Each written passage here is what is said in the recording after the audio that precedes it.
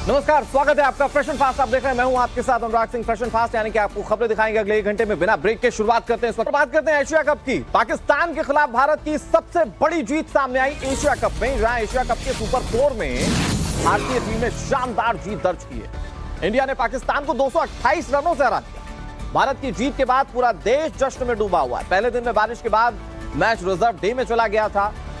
पहले बल्लेबाजी करते हुए भारतीय टीम ने निर्धारित 50 ओवर्स में 356 रनों का विशाल लक्ष्य खड़ा किया। कोहली और केएल राहुल ने शानदार शतक जड़ा। उसके जवाब में पाकिस्तान की टीम महज 128 रनों पर ढेर हुई, आधे रन नहीं बना पाई। भारत की जीत के बाद लोगों ने जमकर आतिशबाजी की और इसका जश्न मनाया। इसकी तस्वीरें इस वक्त आप टीवी स्क्रीन पर देख रहे हैं। ये सूरत की तस्वीरें, हाथों में झंडे लेकर लोग कैसे भारत की जीत का जश्न मना रहे हैं, आप इन तस्वीरों में देखिए।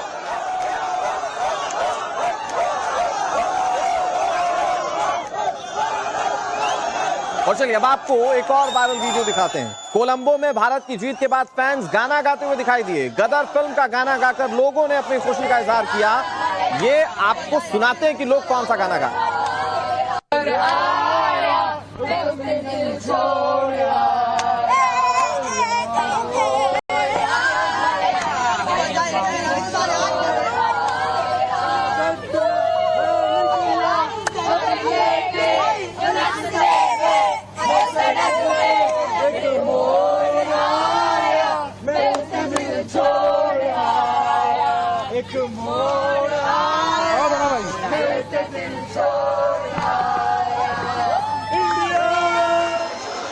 वर्ल्ड फेमस है भारत और पाकिस्तान की राइवलरी, और जब कोई भी देश जीतता है तो उस देश के लोग ऐसे ही जश्न मनाते हैं। भारत की जीत के बाद देश भर में कैसे जश्न मना, उसकी 8 तस्वीरें इस वक्त टीवी स्क्रीन पर आपके सामने। कानपुर से लेकर कोलंबो तक हर जगह भारत माता की जय सुनाई दिया।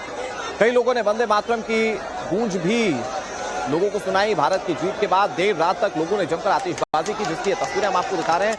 भारत के अलग अलग शहरों में जश्न मनता रहा, लेकिन कोलंबो में भी जश्न की ऐसी ही तस्वीरें सामने। और आगे आपको दिखाएंगे ग्लोबल हाहाकार की चौंकाने वाली तस्वीरें, लेकिन उससे पहले 30 सेकंड में देखिए, बिरयानी में एक्स्ट्रा दही मांगा तो क्यों कर दी गई हत्या। हैदराबाद से एक हैरान करने वाली घटना सामने आई है, जहां एक दुकानदार ने ग्राहक के दही मांगने पर हत्या कर दी। बताया जा रहा है कि ग्राहक ने बिरयानी के साथ थोड़ी एक्स्ट्रा दही मांगी, जिसके बाद रेस्टोरेंट में काम कर रहे कर्मचारियों ने ग्राहक के साथ कहासुनी की और जमकर मारपीट करने लगे। जिसके बाद मौके पर पहुंची पुलिस ने शख्स को अस्पताल में भर्ती कराया, जहां डॉक्टर ने उसे मृत घोषित कर दिया। पुलिस ने कहा कि पोस्टमार्टम से ही मौत की सही कारण का पता चलेगा। और चलिए आगे बढ़ते हैं, बात करते हैं देश की, जहां मानसून की तबाही सामने आ रही है। उत्तर प्रदेश की राजधानी लखनऊ में मूसलाधार बारिश का दौर जारी है और तेज बारिश के बाद कई हिस्सों में वाटर लॉकिंग हो गई।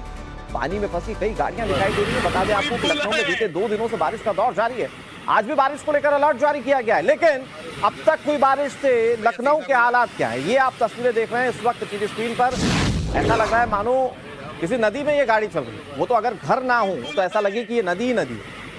घर है तो इस बात का आभास करवा रहे हैं कि रिहायशी इलाके और यहाँ पर सड़कों पर पानी भरा हुआ है, लेकिन सड़कों पर लोग क्या चल पाएंगे, स्थिति आप देखिए।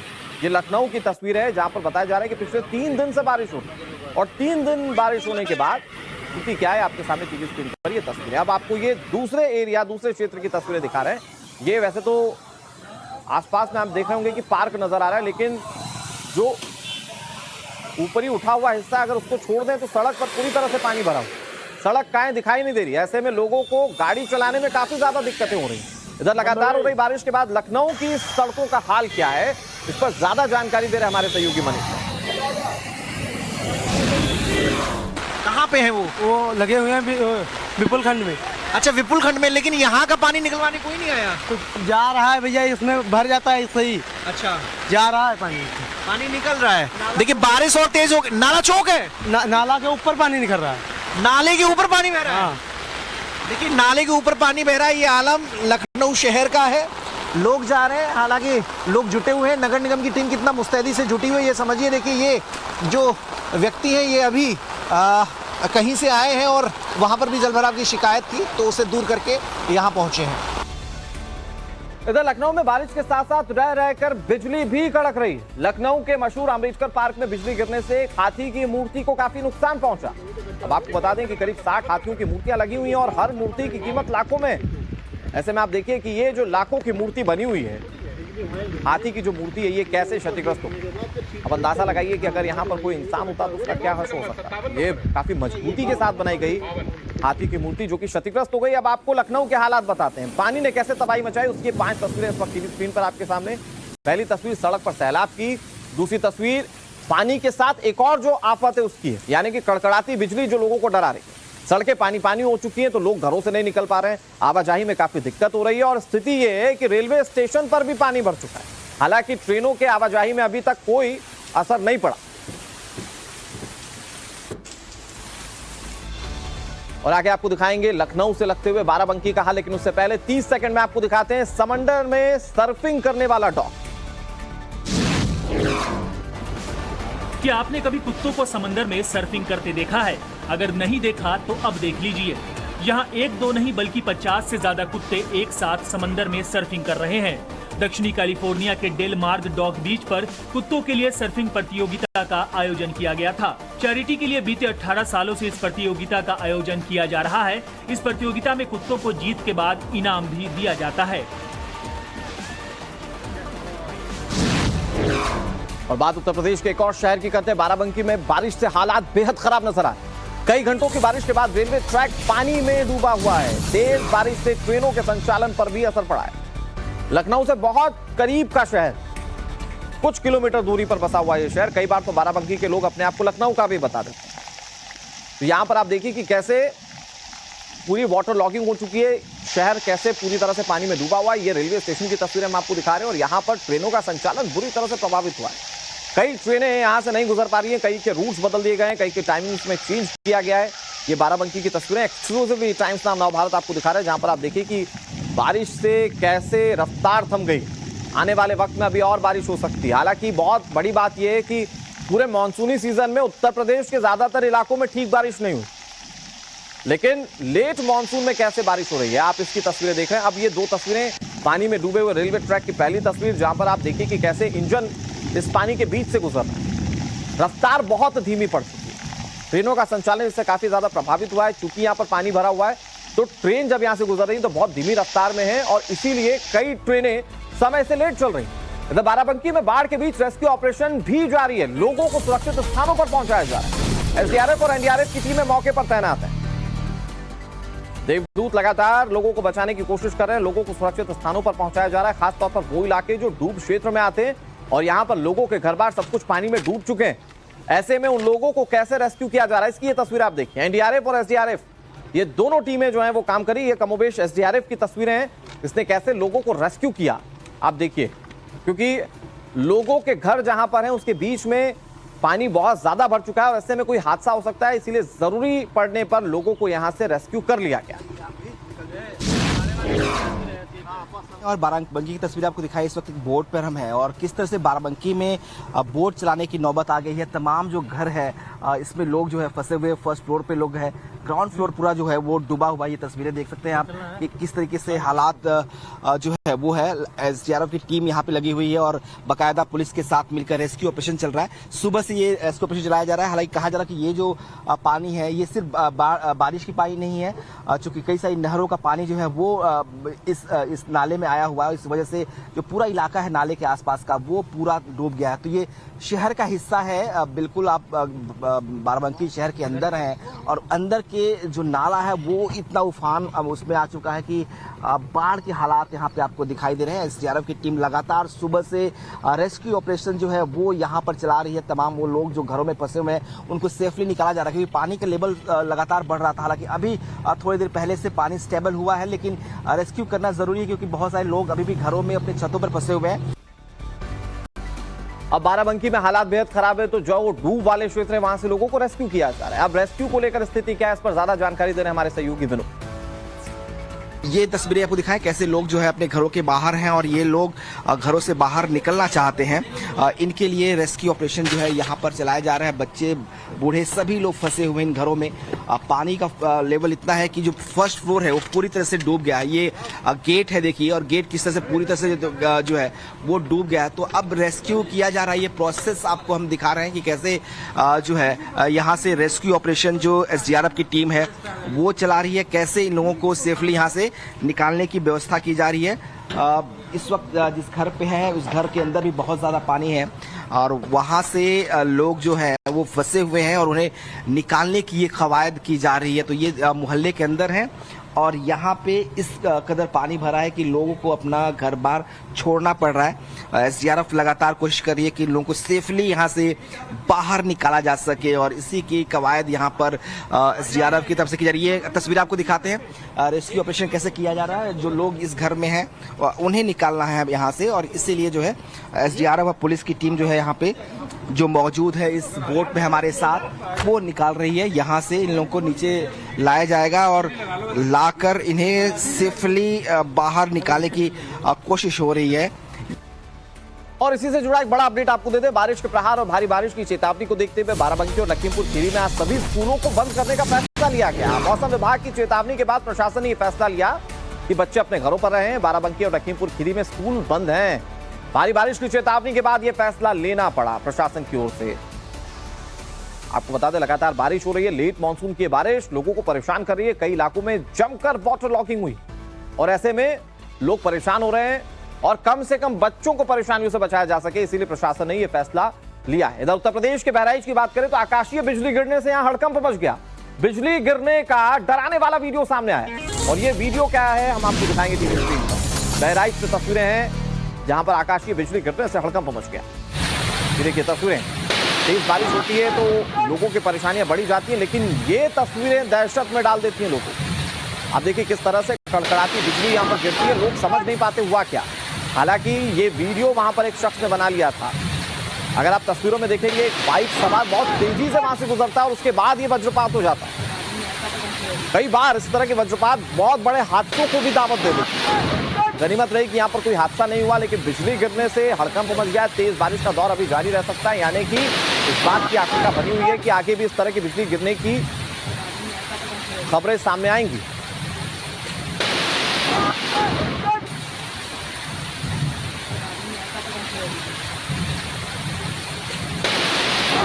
आगे बढ़ते हैं। श्रीनगर जम्मू नेशनल हाईवे पर बड़ा हादसा हुआ, जहां हाईवे पर लैंडस्लाइड देखने को मिला। हादसे में सवार 4 लोगों की मौत हो गई। अब ये कहां सवार है हम आपको बताएंगे, लेकिन 4 लोगों की मौत हुई है, ये बड़ी खबर है।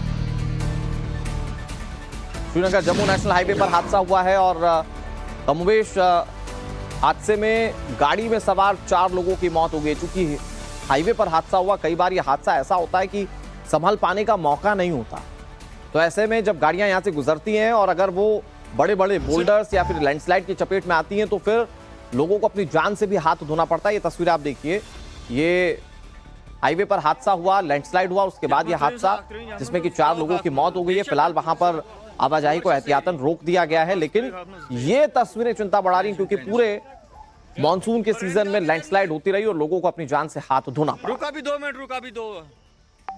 और ये आपको तस्वीरें दिखा रहे हैं, जैसे ये खबर सामने आई कि यह हादसा हुआ है जम्मू श्रीनगर नेशनल हाईवे पर। उसके बाद एम्बुलेंस की टीमें वहां पर पहुंची, राहत बचाव दल वहां पर पहुंचे और उन्होंने लोगों को रेस्क्यू किया। ये रेस्क्यू की हम आपको तस्वीरें दिखा रहे हैं। 4 लोगों को हाथ धोना पड़ा अपनी जान से। फिलहाल ये हादसे बहुत सारी आशंकाएं पैदा कर देती हैं क्योंकि बारिश के इस पूरे सीजन में इस तरह के लैंडस्लाइड की घटनाएं लगातार बढ़ती चली जा रही है। हिमाचल प्रदेश में बाकायदा इसको लेकर रिसर्च भी की जा रही है कि क्यों इन दिनों ये घटनाएं बढ़ गई। और ये घटनाएं सिर्फ भारत में नहीं बढ़ी बल्कि पूरे विश्व में जहां जहां बारिश हो रही है, लैंडस्लाइड की इसी तरह की घटनाएं जो है पहाड़ी इलाकों में घटी हैं। तो आखिर ऐसा क्यों होता जा रहा है, इसको लेकर शोध किया जा रहा है। लेकिन ये बढ़ती लैंडस्लाइड की घटनाएं कैसे लोगों की जिंदगियों को खत्म कर रही हैं, ये उसकी एक बड़ी तस्वीर आप देख रहे हैं। 2 तस्वीरें इस वक्त टीवी स्क्रीन पर आपके सामने। एक तरफ तो आप देख रहे होंगे कि कैसे रेस्क्यू किया जा रहा है, लेकिन लैंडस्लाइड कितना भीषण हुआ। अगर मैं अपने टीम से कहूं कि ये पूरी तस्वीर दिखा पाए, जिसमें आप देखिए कि कितने बड़े पैमाने पर ये लैंडस्लाइड हुआ है और उसके बाद पूरा रास्ता ब्लॉक हो गया। चलिए आगे बढ़ते हुए अब आपको ग्राफिक्स के जरिए पूरे देश का मॉनसूनी रिपोर्ट कार्ड देते हैं। सबसे पहले बात उत्तर प्रदेश की करते हैं। यहां पर स्थिति क्या समझिए। बारिश में बीते 24 घंटे में 19 लोगों को अपनी जान से हाथ धोना पड़ा। इसकी वजह थी बारिश, जिसकी वजह से लोगों की मौत। लखनऊ में 18 घंटे से लगातार बारिश का दौर जारी है। मुरादाबाद, बाराबंकी में रेलवे ट्रैक पर पूरी तरह से पानी का कब्जा है। कानपुर, मुरादाबाद, हरदोई, इन इलाकों में भी तेज बारिश हो रही है। लखनऊ, अयोध्या समेत 31 जिलों में अभी बारिश को लेकर अलर्ट जारी किया गया, यानी कि अभी जो वाटर लॉगिंग आप देख रहे हैं, हो सकता है कि स्थिति और बिगड़ती हुई आपको दिखे क्योंकि अभी बारिश का दौर जारी रह सकता है। बात आगे उत्तराखंड की करते हैं। पहाड़ी राज्य और पूरे मानसून के सीजन में यहां पर हमने बारिश से जमकर तबाही देखी। मौजूदा स्थिति समझिए। देहरादून समेत 8 जिलों में भारी बारिश का अलर्ट अभी जारी किया गया है। उत्तरकाशी, रुद्रप्रयाग, चमोली में अलर्ट है, तो बागेश्वर, अल्मोड़ा, नैनीताल और पिथौरागढ़ में भी बारिश को लेकर येलो अलर्ट जारी किया गया। 14 सितंबर तक येलो अलर्ट और ऑरेंज अलर्ट जारी रहेगा। कर्णप्रयाग और ग्वालदम हाईवे पर कार पर एक बोल्डर गिर गया, जहां कार में सवार बीडीओ समेत 4 कर्मचारी बुरी तरह से जख्मी हो गए, जिन्हें इलाज के लिए अस्पताल ले जाना पड़ा। बात मध्य प्रदेश की करते हैं। देश के दिल मध्य प्रदेश में भी बारिश का दौर जारी, और यह बारिश का दौर 15 सितंबर तक रह सकता है, जहां तेज बारिश की आशंका जाहिर की गई। 21 सितंबर तक तेज बारिश का दौर यहां जारी रह सकता है। कई इलाके हैं जहां पर 15 सितंबर तक ये दौर देखने को मिलेगा, तो कई इलाकों में 21 सितंबर तक भारी बारिश होती रहेगी। तो ऐसे में ये जो लेट मॉनसून है आगे बढ़ता जा रहा है, और ये लोगों के लिए अब मुसीबतें भी खड़ा कर रहा है। इस बीच एक और बड़ी खबर गाजियाबाद के कोड़ा से, जहां रवि बाजार में बवाल हुआ है। 2 पक्षों में हाथापाई और पथराव देखने को मिला। पैसों के लेन देन को लेकर 2 पक्ष आपस में भिड़ गए थे। पहले कहासुनी हुई, फिर नौबत पथराव तक जा पहुंची। मौके पर पुलिस पहुंची और तब जाकर मामले को शांत करवाया गया। पुलिस ने मामले में फिलहाल एक आरोपी को गिरफ्तार कर लिया, लेकिन तस्वीर आप देखिए कैसे यहां पर 2 पक्षों का ये बवाल पूरे इलाके के लोगों के लिए सिरदर्द बन गया। यहां पर गाड़ी में तोड़फोड़ की गई। बताया जा रहा है कि पैसों को लेकर बवाल हुआ था। दोनों पक्ष पहले आपसी कहासुनी कर रहे थे, उसके बाद हाथापाई पर पहुंचे, और उसके बाद फिर पथराव की नौबत आ गई। यानी कि चरण दर चरण ये जो लड़ाई की स्थिति थी वो गहराती चली गई, वो गंभीर होती चली गई, और उसके बाद पुलिस जब मौके पर पहुंची तो मामले को शांत करवाया गया। आप गाड़ी की हालत देखकर अंदाजा लगा पा रहे हैं कि कैसे दोनों पक्ष आपस में गुत्थम-गुत्था होंगे, कैसे लड़ाई कर रहे होंगे। अब पुलिस ने एक शख्स को गिरफ्तार कर लिया और आगे की कार्रवाई की बात कही जा रही है। ऑपरेशन पास में आगे बढ़ते हैं। इस वक्त एक और बड़ी खबर के साथ केंद्रीय मंत्री गजेंद्र सिंह शेखावत का विवादित बयान सामने आ रहा है। उन्होंने कहा कि सनातन विरोधियों की जुबान खींच ली जाए। सनातन के खिलाफ बोलने वालों को इसका खामियाजा भुगतना होगा। सनातन के खिलाफ बोलने वालों की जुबान खींच लेंगे, ये शब्द हैं गजेंद्र सिंह शेखावत के। सनातन विरोधियों की आंखें निकाल दी जाएंगी, ऐसे लोगों को हम चुनौती देते हैं। आपको याद होगा उदयनिधि स्टालिन के बयान के बाद सनातन को लेकर एक बहस छिड़ी हुई है, और जो विवादित बयान दिया था उदयनिधि स्टालिन वो उस पर कामयाब है, माफ कीजिएगा कायम है। और ऐसे में अब उस पर कैसे पलटवार किया जा रहा है, जरा सुनिए। तो सनातन के विरोध में बात करेगा, उस हर बोलने वाली शब्द बोलने वाली जबान को हम खींच करके बाहर निकाल देंगे। जो सनातन की तरफ आंख उठा करके देखेगा, वो उठने वाली हर एक आंख को हम उंगली डाल करके आपको बाहर निकाल देंगे। हम चुनौती देते हैं कि सनातन के विरुद्ध बात करने वाला कोई भी व्यक्ति इस देश में जो है अपनी राजनीतिक ताकत और हैसियत बना करके नहीं रख पाएगा। केंद्रीय सड़क परिवहन और राजमार्ग राज्य मंत्री जनरल वीके सिंह ने पीओके को लेकर बड़ा बयान दिया। उन्होंने कहा कि पीओके यानी कि पाकिस्तान के अवैध कब्जे वाला कश्मीर अपने आप भारत के अंदर आएगा। आप थोड़ा सा इंतजार कीजिए। दरअसल जनरल वीके सिंह से पीओके के शिया मुस्लिमों की ओर से भारत का रास्ता खोलने की मांग को लेकर सवाल किया गया था, और इस पर उन्होंने जवाब दिया। उन्होंने कहा कि थोड़ा इंतजार कीजिए, पीओके अपने आप भारत में आ जाएगा। सुनिए क्या कहना। जिन लोगों ने कल मांग की है, पीओके के लोगों ने कल मांग की है कि मोदी जी से कि हमको भारत में शामिल किया जाए, बीजेपी का क्या स्टैंड रहेगा? देखिए, पीओके अपने आप भारत के अंदर आएगा, थोड़ा सा इंतजार करिए। और अगली बड़ी खबर महाराष्ट्र के सतारा से, जहां महाराष्ट्र के सतारा में बवाल हुआ था। आपत्तिजनक पोस्ट पर सतारा के गांव में बवाल हुआ था। भड़काऊ सोशल मीडिया पोस्ट पर आगजनी हुई और 2 समुदायों में हिंसक झड़प के बाद एक शख्स की मौत हो गई, जबकि कई लोग घायल हो गए। इलाके में एहतियातन इंटरनेट सेवाओं को बंद कर दिया गया है, जबकि सुरक्षा बेहद कड़ी की गई है। सतारा के पूसे सावली गांव में छत्रपति शिवाजी पर किए गए भड़काऊ पोस्टर को लेकर बवाल मचा। पुलिस इस मामले में 2 आरोपियों को हिरासत में लेकर पूछताछ कर रही है। इसी दौरान उपद्रवियों ने एक खास वर्ग की दुकान को निशाना बनाया, गाड़ियों में तोड़फोड़ की और उसके बाद आगजनी कर। फिलहाल स्थिति को कंट्रोल में लेने के लिए एहतियातन कई कदम उठाए गए। बताया जा रहा है कि इंटरनेट सेवाओं पर पाबंदी है, तो पूरे इलाके में पुलिस की पेट्रोलिंग बढ़ा दी गई है। एक विवादित पोस्ट और उसके बाद कैसे बवाल बढ़ता चला गया, ये तस्वीरों के माध्यम से आप देख रहे हैं। दिखा दूं कि यही वो स्पॉट है जिसकी स्टोन पेल्टिंग की लाइव तस्वीरें आपने टाइम्स नाउ नवभारत पर देखी। आप देखेंगे कि यही वो स्पॉट है जहां पर कुछ एक मॉब है वो यहां पर पहुंचता है और इन दुकानों के ऊपर जो है वो पत्थरबाजी करता है। उस पत्थरबाजी के निशान जो है अभी भी यहां पर आपको दिखाई देंगे। जो ये यहां पे एक कुछ छोटी जो रेडी की दुकानें हैं, गाड़ियां हैं, सामान है, वो आपको यहां पर तोड़ करके रास्ते पर फेंका हुआ नजर आएगा। कुछ पत्थर जो है वो अभी भी यहां पर रास्ते पर यहां पर दिखाई दे। आपने बवाल की तस्वीरें देख ली, लेकिन बड़ी बात यह कि अब इस मामले में जांच की जा रही है। तो सतारा हिंसाकांड की जांच में अब तक क्या निकलकर सामने आया, इस पर जानकारी देने कोल्हापुर रेंज के आईजी सुनील पुलारी। एक सस्पेक्टेड यूथ का इंट्रोगेशन पुसे सावड़े आउटपोस्ट में हो रहा था। उस दरम्यान कुछ दूसरे समूह के लोगों ने ऑब्जेक्शन लेते हुए अचानक दंगा फसाद करने की कोशिश की। उसमें कुछ व्हीकल जलाए गए और कुछ पब्लिक प्रॉपर्टी को डैमेज हुआ। इस झगड़े फसाद में कुछ 10 आम नागरिक जख्मी हो गए थे। उसमें से एक का उसमें हकनाक मृत्यु हो गया है। इसलिए ऑन पुलिस स्टेशन में खून और इतर कलम के तहत ऑफेंस रजिस्टर किया गया है। बड़ी बात यह है कि सतारा में हुई हिंसा को लेकर पुलिस ने 2 एफआईआर दर्ज कर ली और अब इसके आधार पर आगे की कार्रवाइयां की जा रही हैं। लेकिन इस पूरे मामले को जरा ग्राफिक्स के माध्यम से समझिए कि पूरा बवाल है क्या। एक एफआईआर सतारा के पूसे सावली गांव में हुई हिंसा पर दर्ज की गई, जिसमें 100 से ज्यादा आरोपी हैं। इनमें 23 आरोपियों को गिरफ्तार कर 4 दिन के पुलिस हिरासत में भेज दिया गया। जबकि दूसरा एफआईआर सोशल मीडिया के उस भड़काऊ पोस्ट को लेकर है, जिसके बाद पूसे सावली गांव में हिंसा भड़क उठी। पुलिस ने इस मामले में आईटी एक्ट के तहत विशेष समुदाय के 2 युवाओं को हिरासत में ले लिया। इनके मोबाइल फोन जब्त करके फॉरेंसिक जांच के लिए पुणे भेज दिए गए। पुलिस जांच कर रही है कि इन दोनों युवाओं ने यह पोस्ट आखिर किया क्यों था। यह पोस्ट किसी के बहकावे का नतीजा था या फिर यह किसी एक बड़ी साजिश का हिस्सा। पुलिस इस बात को लेकर जांच कर रही है और जब इस बात की सच्चाई सामने आएगी तो पूरा मामला खुलकर साफ हो पाएगा कि आखिर यह हुआ क्यों। क्योंकि इस तरह के पोस्ट महाराष्ट्र में पिछले कुछ दिनों से लगातार हो रहे हैं। कभी औरंगजेब को लेकर पोस्ट होते हैं तो कभी शिवाजी को लेकर विवादित पोस्ट होते हैं। तो क्या ये एक साजिश का हिस्सा है या किसी के भड़कावे में आकर ये पोस्ट किए जा रहे हैं। इधर सतारा के पूसे सावली गांव में 48 घंटे बाद भी तनाव बरकरार है। पुलिस दावा कर रही है कि स्थिति सामान्य है। टाइम्स नाउ नवभारत के संवाददाता राकेश त्रिवेदी ग्राउंड जीरो पर पहुंचे, उनकी रिपोर्ट आप देखिए। सातारा जिले के पूसे सावली इस गांव में जो घटना घटी उसके बाद अगर मैं आपको यहाँ पे तस्वीरें दिखाऊं तो फिलहाल पुलिस दावा कर रही कि सिचुएशन जो है वो कंट्रोल में है। यहाँ पर आपको इस चौराहे पर पुलिस बल आपको तैनात दिखाई देगा। खास तौर से यहाँ पर अतिरिक्त पुलिस बल जो है वो तैनात किया गया ताकि कोई लॉ एंड ऑर्डर सिचुएशन जो है वो ना बिगड़ जाए। और दूसरी तरफ अगर मैं आपको दिखाऊं तो यहाँ पर तमाम जो दुकानें हैं वो अभी भी बंद है। और बात मॉरिशस के प्रधानमंत्री की करते हैं, जिन्हें अपनी माटी की याद आई। सिर्फ 30 सेकंड में देखिए पूरी रिपोर्ट। G20 शिखर सम्मेलन के बाद मॉरिशस के प्रधानमंत्री ने पूरे परिवार के साथ काशी विश्वनाथ मंदिर में दर्शन किया। यहां उन्होंने बाबा का जलाभिषेक कर विधि विधान से पूजा अर्चना की।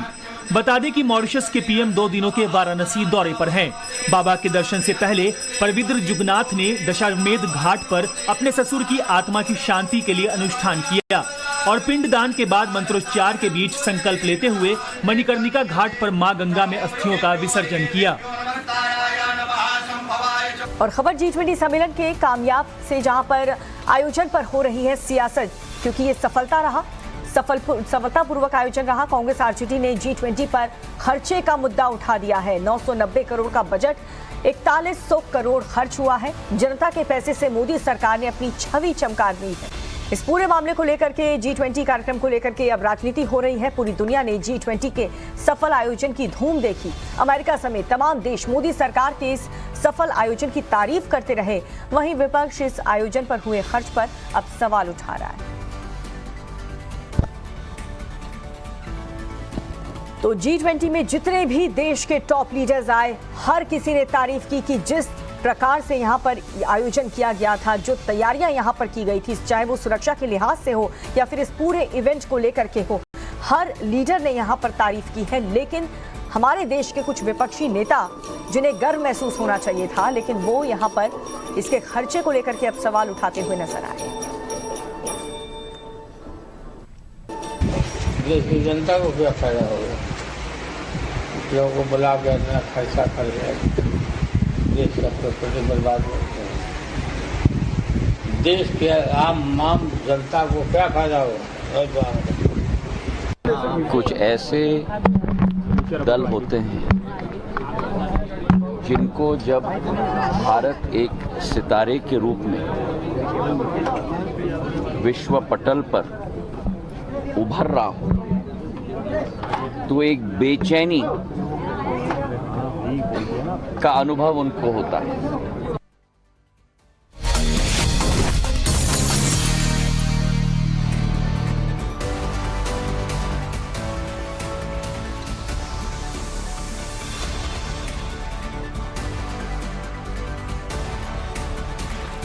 और इस वक्त एक बड़ी खबर राजस्थान के कोटा से, जहां पर आज एक बड़ी सौगात राजस्थान की जनता को मिलने जा रहा है। कोटा शहर को गहलोत सरकार की बड़ी सौगात, जिसमें कोटा रिवर फ्रंट का आज उद्घाटन करेंगे सीएम गहलोत। चंबल नदी पर बनाया गया है ये खूबसूरत सा रिवर फ्रंट, जिसकी 1400 करोड़ रुपए में बन करके ये पूरा रिवर फ्रंट तैयार हुआ है। सिटी पार्क समारोह में शामिल होंगे दीपिका पादुकोण और रणबीर कपूर।